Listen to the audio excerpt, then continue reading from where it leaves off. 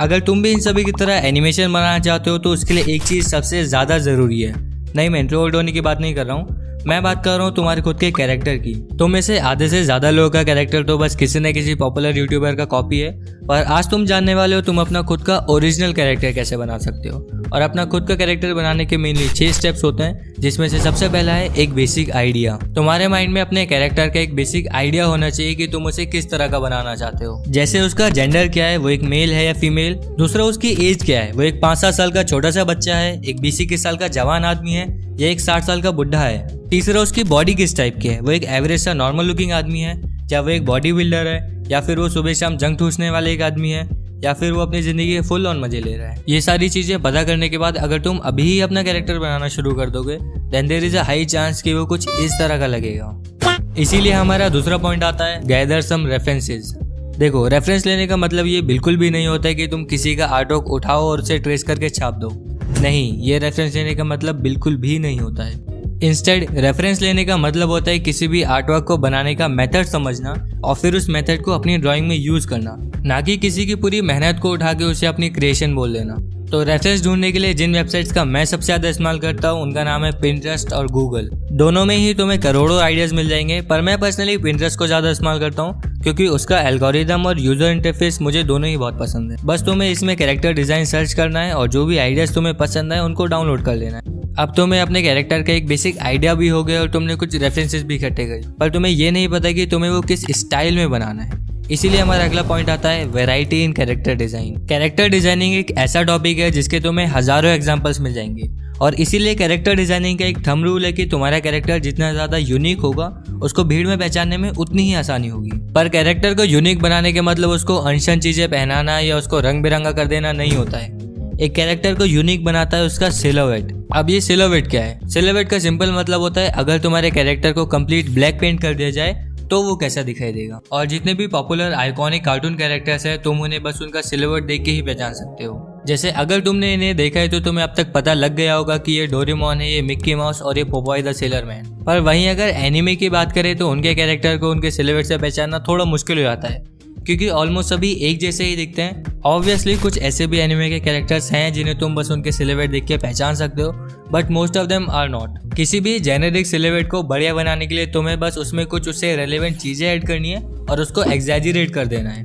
इसके बारे में और डिटेल में मैंने वीडियो में आगे बताया है। अगर तुमने वन पंच मैन देखी है तो तुम्हें पता ही होगा ये अंडे जैसी शक्ल वाले आदमी का नाम साइतामा है। और क्या तुमने कभी नोटिस किया है कि जब भी साइतामा को गुस्सा आता है या उसको किसी से लड़ाई करनी होती है तो उसका चेहरा अक्सर ही कुछ इस तरह का हो जाता है। तुम्हें क्या लगता है ओपीएम के क्रिएटर्स के मन में बस चुल उठी इसीलिए उन्होंने ऐसा करा? नहीं। उन्होंने ऐसा इसीलिए किया क्योंकि ये कैरेक्टर डिजाइनिंग का एक कॉन्सेप्ट है जिसे कहते हैं शेप लैंग्वेज। शेप लैंग्वेज हमें ये बताती है कि हर एक शेप एक अलग तरह की पर्सनैलिटी को शो करती है। जैसे सर्कल इंडिकेट करता है खुश, क्यूट और सॉफ्ट पर्सनैलिटी को, जैसे Doraemon, Mickey mouse, power puff girls, Simpson और भी बहुत सारे हैं। इसी तरह से एक रेक्टेंगल या स्क्वायर रेफर करता है एक ठोस, मजबूत और भरोसेमंद कैरेक्टर को, जैसे फर्ब, स्पॉन्ज बॉब और कार्ल अंकल। और ट्राइंगल शेप का मतलब होता है नुकीला, खतरनाक और डायनामिक, जैसे Batman, Johnny Bravo, sonic, Spiderman और एंग्री साइतामा। अब समझ में आया साइतामा का चेहरा बार बार क्यों बदल जाता है? क्योंकि सर्कुलर शेप रेफर करती है एक हैप्पी या नॉर्मल पर्सनैलिटी को और ट्राइंगुलर शेप रेफर करती है एक एंग्री और डायनामिक कैरेक्टर को। देखो, किसी भी नॉर्मल इंसान की बॉडी कभी भी पूरी तरह से एक ही शेप की नहीं होती है, इसीलिए तुम्हारा कैरेक्टर भी ना तो पूरी तरह से एक ही शेप का होना चाहिए और ना ही उसमें दुनिया भर की शेप्स हों। इसीलिए पर्सनली मुझे जो करना पसंद है वो ये है कि मैं टॉर्सो, लेग्स और मुंह को सेम शेप का रखने की कोशिश करता हूँ और जो भी मुझे शेप्स में वेरिएशन ऐड करनी है वो मैं बाकी चीज़ों में ऐड करता हूँ। तो इन पॉइंट्स की मदद से तुम अपना खुद का कैरेक्टर बना सकते हो। पर एक चीज़ है जो इससे भी ज़्यादा ज़रूरी है, वो है क्रिएटिविटी।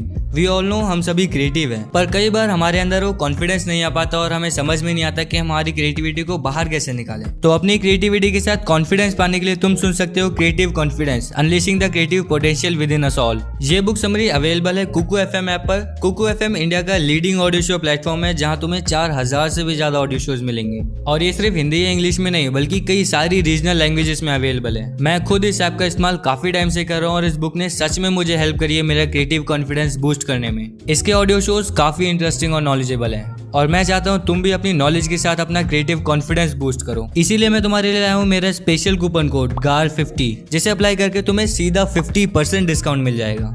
यानी एक तो इसका ईयरली सब्सक्रिप्शन पहले से ही 399 है ऊपर से मेरा कूपन कोड इस्तेमाल करने वाले पहले 250 लोगों को ये सिर्फ 199 का मिलेगा। तो अभी इसे डाउनलोड करो, सुनो मोटिवेटिंग और knowledgeable stories only on Kuku FM। Link is in the description. अब आता है कैरेक्टर डिजाइनिंग प्रोसेस का सबसे ज्यादा इंपॉर्टेंट कॉन्सेप्ट, जो कि है एग्जैजरेशन।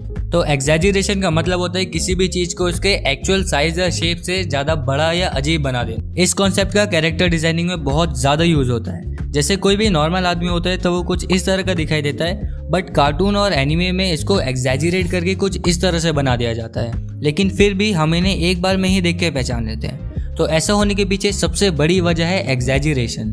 जैसे अभी तुम्हारे सामने ये जो कैरेक्टर है, तुम इसे देख के इसके बारे में ज्यादा कुछ नहीं बता पाओगे, पर वहीं अगर मैं इसको थोड़ा एग्जैजरेट कर दूं तो तुम्हें तुरंत इसकी पर्सनालिटी का आइडिया लग जाता है। एनिमे के कैरेक्टर्स ज़्यादा नेचुरल और रियल लाइफ से सिमिलर होते हैं, वहीं डिज्नी के कार्टून कैरेक्टर्स ज़्यादा एग्जैजरेटेड और वर्सेटाइल होते हैं। कैरेक्टर डिजाइनिंग काफ़ी बड़ा और सब्जेक्टिव टॉपिक है, इसलिए हो सकता है कुछ लोगों को एनिमे के कैरेक्टर ज़्यादा पसंद आए, वहीं कुछ लोगों को वेस्टर्न कार्टून के कैरेक्टर ज़्यादा पसंद आए। अब देखो, यूट्यूब पे तुम्हें जितने भी एनिमेटर्स के कैरेक्टर दिखाई देंगे वो ना ही डिज्नी जैसे ओवर एग्जैजरेटेड हैं और ना ही एनिमे जैसे जेनेरिक हैं। इन सभी के character somewhere in the middle stand करते हैं। और मेरी मानो तो तुम्हारा कैरेक्टर भी कुछ इसी तरह का ही होना चाहिए। जैसे अगर हम आरजी के कैरेक्टर के बारे में बात करें तो उसकी फेस की शेप एक ओवल है, जो कि मैंने बताया था हैप्पी और सॉफ्टनेस जैसी चीज़ों को रेफर करती है, और उसके हेयर्स शार्प और एंगुलर हैं, जो कि डायनामिक और स्पीड जैसी चीज़ों को शो करते हैं।